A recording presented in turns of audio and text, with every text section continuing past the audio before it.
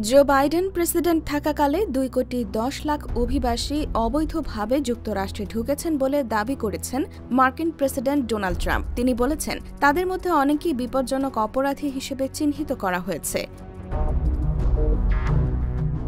মঙ্গলবার রাতে মার্কিন কংগ্রেসের যৌথ অধিবেশনে দেওয়া ভাষণে প্রেসিডেন্ট ট্রাম্প একথা বলেন। দ্বিতীয় মেয়াদে যুক্তরাষ্ট্রের প্রেসিডেন্ট হিসেবে গত 20 জানুয়ারি ক্ষমতা গ্রহণের পর এই প্রথম কংগ্রেসের যৌথ অধিবেশনে ভাষণ দিলেন তিনি।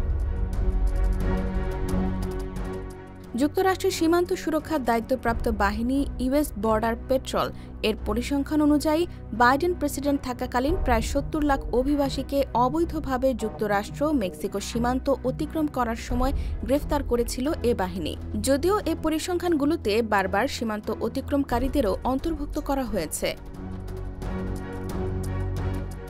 গবেষণায় দেখা গেছে, যুক্তরাষ্ট্রে স্থানীয়দের তুলনায় অভিবাসীরা বেশি অপরাধ করে না। তবে আইসিএর পরিসংখ্যান অনুযায়ী জানুয়ারির মাঝামাঝি থেকে ফেব্রুয়ারির মাঝামাঝি অপরাধে যুক্ত থাকার রেকর্ড নেই এমন গ্রেপ্তার ও আটক হওয়া অভিবাসীর সংখ্যা 221% বৃদ্ধি পেয়েছে।